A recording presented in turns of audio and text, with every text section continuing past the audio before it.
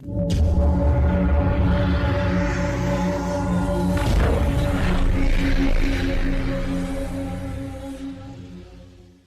देख रहे हैं एटी न्यूज महाराष्ट्र। नेपाल में बस दुर्घटना के 25 शव विशेष हवाई एम्बुलेंस से जलगांव हवाई अड्डे पर पहुंच गए हैं।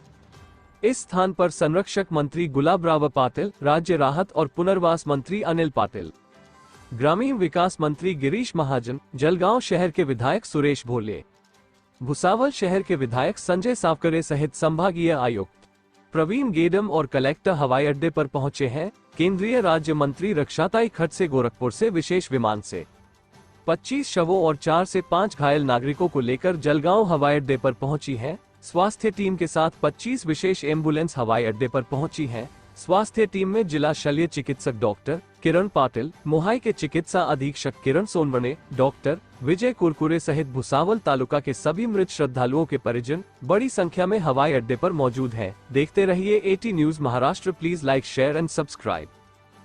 विमान या ठिकाणी लँड होईल असं अपेक्षित आहे।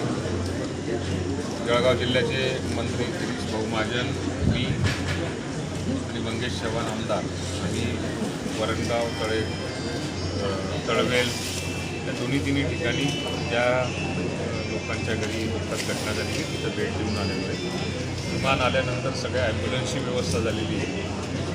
प्रत्येक परिवारातल्या 5-5 जवळच्या नातेवाईकांना या ठिकाणी बोलवलं गेलेलं आहे। एकदा मृत व्यक्तींची ओळख पटल्यानंतर त्या नातेवाईकांच्या ताब्यात या ठिकाणी दिला जाईल आणि ज्या गावाला हे अंत्यविधी होईल त्या ठिकाणी स्मशानभूमी, तिथली व्यवस्था या सगळ्या गोष्टींचं आम्ही पाहणी करून आलेलो आहे।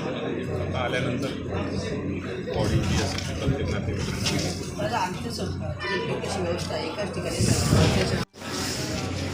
पावसाचं वातावरण बघून वरणगावमध्ये जवळपास 12 ते 13 लोकांचा अंत्यविधी होईल। त्या ठिकाणी 4 शेड जे आहेत ते 4 शेड अंत्यविधीसाठी दिसले। दिवसात काल परवा सुद्धा काही आजही काही लोकांचा मृत्यू झाला। ॲडिशनल 10 जे पिंजरे जे असतात ते पिंजरे तयार केले गेलेले आहेत। अंत्यविधी व्यवस्थित